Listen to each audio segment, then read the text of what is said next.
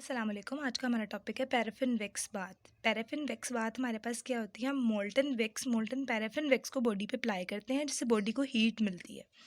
अब सबसे पहले हम देख लेते हैं पैराफिन वैक्स क्या होती है। पैराफिन वैक्स हमारे पास कुछ प्रॉपर्टीज़ हैं इसकी, जिस तरह से ये सॉफ्ट है, कलरलेस है, बनती किस तरह से, ड्राई हो रही है, ये पेट्रोलियम से, ओडरलेस है। नेक्स्ट इसके मेल्टिंग पॉइंट की बात की जाए तो इसका मेल्टिंग पॉइंट 51 से 55 डिग्री सेंटीग्रेड तक होता है। अब हम वाटर की जगह पैराफिन वैक्स को क्यों यूज़ कर रहे हैं, क्योंकि 6 टाइम मोर हीट प्रोवाइड करती है as compare to the water. अब नेक्स्ट रेगुलर वैक्स और पैराफिन वैक्स का एक छोटा सा डिफरेंस देख लेते हैं थोड़ा। सबसे पहले पैराफिन वैक्स का जो मेल्टिंग पॉइंट है वो लो होता है as compare to the regular wax. Regular wax का मेल्टिंग पॉइंट हाई है। नेक्स्ट पैराफिन वैक्स जो है वो लेस इलास्टिक है और जो रेगुलर वैक्स है वो हाईली इलास्टिक होती है। पैराफिन वैक्स टफ नहीं है और जो हमारे पास रेगुलर वैक्स है वो टफ होती है। अब हम नेक्स्ट इसके टेम्परेचर की बात कर लेते हैं। तो टेम्परेचर के अंदर पैराफिन वैक्स के लिए हम टेम्परेचर मेंटेन रखेंगे 40 टू 44 डिग्री सेंटीग्रेड, क्योंकि हमारे पास इसका जो मेल्टिंग पॉइंट है वो 51 टू 55 डिग्री सेंटीग्रेड है। तो टेम्परेचर मेंटेन करने के लिए हम इसके अंदर मिनरल ऑयल ऐड करते हैं।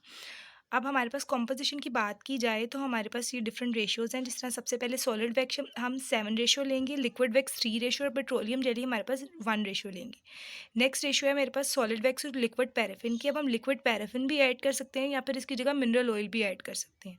Mode of transmission of heat की बात की जाए तो यहाँ पर हीट ट्रांसमिट होगी कंडक्शन के ज़रिए से। कंडक्शन हमारे पास कौन सा मेथड था? कंडक्शन मेथड हमारे पास वो होता है जिसके अंदर पार्टिकल एक दूसरे से कोलाइड करते हैं और उनकी कोलिजन से हीट ट्रांसफ़र होती है। अब नेक्स्ट हम पैराफिन वैक्स बाथ यूनिट देख लेते हैं। पैराफिन वैक्स बाथ यूनिट के अंदर ये डिफरेंट 7 पार्ट्स हैं, जिसके अंदर सबसे पहले हमारे पास आ जाता है स्टेनलेस स्टील कंटेनर। अब स्टेनलेस स्टील कंटेनर के अंदर हमारे पास वैक्स होती है। नेक्स्ट है हमारे पास मेंस हमारे पास स्विच ऑन ऑफ दिखाते हैं, हीटिंग एलिमेंट हीटिंग कर रहा है, उसको हीट कर रहा है पैराफिन वैक्स को, या फिर नहीं। उसके बाद नेक्स्ट आ जाता है हमारे पास थर्मोस्टेट। थर्मोस्टेट आपके टेम्परेचर को मेंटेन करता है, पैराफिन वैक्स के टेम्परेचर को। फॉर एग्जांपल अगर मैंने टेम्परेचर 40 डिग्री सेंटीग्रेड एडजस्ट किया है तो ये 40 डिग्री सेंटीग्रेड टेम्परेचर को मेंटेन रखेगा। उसके बाद नेक्स्ट हमारे पास आ जाता है थर्मोस्टेट पायलट। थर्मोस्टेट पायलट हमारे पास इंडिकेट करता है कि थर्मोस्टेट ऑन है या फिर ऑफ। नेक्स्ट है हमारे पास पावर पायलट। पावर पायलट हमारे पास देखते हैं कि पावर ऑन है या फिर ऑफ। नेक्स्ट हमारे पास है लिड। लिड हमारे पास कंटेनर को कवर कर रही है। और लास्ट है हमारे पास कास्टर। कास्टर हमारे पास वैक्स बाथ को मूव करवाने के लिए यूज़ किया जाता है।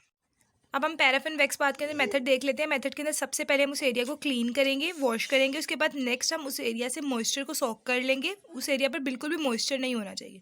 पोजीशन ऑफ पेशेंट की बात की जाए तो जिस एरिया को हमने पैराफिन वैक्स एक्सपोज करना है वो area paraffin wax bath unit के पास होना चाहिए। नेक्स्ट हम टाइमिंग की बात करें तो हम तकरीबन वैक्स बाथ 10 टू 20 मिनट्स तक देते हैं। उसके बाद टेक्निक है हमारे पास। तो टेक्निक सबसे पहली हमारे पास आ जाती है डायरेक्ट पोरिंग मेथड।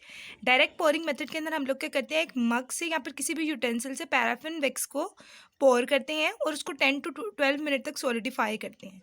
इसके अलावा उसके बाद हम उसके ऊपर टॉवल को रैप कर देते हैं और इस तरह हम इसकी तकरीबन 4 टू 6 लेयर्स तक लगा सकते हैं। अब हम नेक्स्ट टेक्निक देख लेते हैं, वो हमारे पास ब्रशिंग टेक्निक। ब्रशिंग टेक्निक के अंदर हम डिफरेंट टाइप के ब्रश यूज़ कर सकते हैं। नॉर्मली हम 4 टू 6 इंचेस के ब्रशेस को यूज़ करते हैं। नेक्स्ट हम इसके अंदर कोटिंग 4 टू 6 लेयर्स की कोटिंग कर सकते हैं। ब्रश करने के बाद उस पार्ट के ऊपर हम टॉवल को रैप कर देते हैं। नेक्स्ट हमारे पास है ड्रिपिंग मेथड या फिर डायरेक्ट पोरिंग मेथड। इसके अंदर हम कंटेनर के अंदर बॉडी के उस पार्ट को इमर्स करते हैं और जब हमारे पास वैक्स सॉलिडिफाई हो जाती है तो हम एक और लेयर लगा देते हैं और फिर टॉवल को रैप कर देते हैं। इसके अलावा ड्रिपिंग मेथड जो है हमारे पास बॉडी के प्रॉक्सिमल पार्ट को ट्रीट करने के लिए यूज़ किया जाता है। हमारे पास लास्ट टेक्निक आ जाती है टावलिंग मेथड। इसके अंदर हम लोग क्या कर रहे हैं, टावल को इमर्स करें मोल्टन विक्स के अंदर और फिर उस टावल को हम बॉडी के अराउंड रैप कर देंगे। ये यूजुअली हमारे पास बॉडी के प्रॉक्सिमल पार्ट को ट्रीट करने के लिए यूज़ होती है, जिस तरह आपको इमेज में शो हो रहा होगा। उसके बाद नेक्स्ट है कि हम वैक्स को रीयूज़ भी कर सकते हैं। नेक्स्ट हम पैराफिन वैक्स बाथ की इंडिकेशंस देख लेते हैं। तो हम इसको रिमेटॉइड आर्थराइटिस के केस में देंगे, ऑस्टियो आर्थराइटिस के केस में देंगे। इसके अलावा अगर जॉइंट स्टिफनेस है तो हम पैराफिन वैक्स बाथ यूज़ कर सकते हैं। नेक्स्ट एडहेशन के केस में दे सकते हैं, पोस्ट इमोबिलाइजेशन के केस में दे सकते हैं। पोस्ट इमोबिलाइजेशन हमारे पास क्या होती है कि अगर कास्टिंग या फिर फ्रैक्चर के बाद जॉइंट मोबाइल नहीं रहते तो इसको हम पोस्ट इमोबिलाइजेशन कहते हैं ड्यू टू कॉन्ट्रैक्चर्स। उसके बाद नेक्स्ट हम पेन के केस में दे सकते हैं या फिर मस्कुलर स्पैज्म के केस में दे सकते हैं।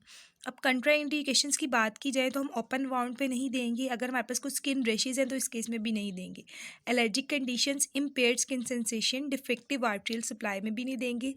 Haemorrhage, acute trauma and poor thermal regulation. अब हम पैराफिन वैक्स बाथ के एडवांटेजेस और डिसएडवांटेजेस देख लेते हैं। सबसे पहले कि इफेक्टिव है ड्राई स्केली स्किन के लिए। नेक्स्ट ईजी टू डन है।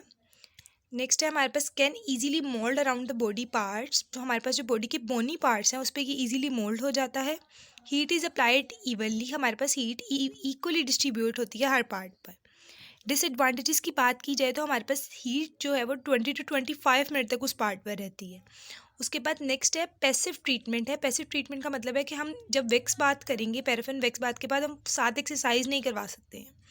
उसके बाद नेक्स्ट है हमारे पास no temperature control after applying, apply करने के बाद हम टेम्परेचर को कंट्रोल नहीं कर सकते हैं।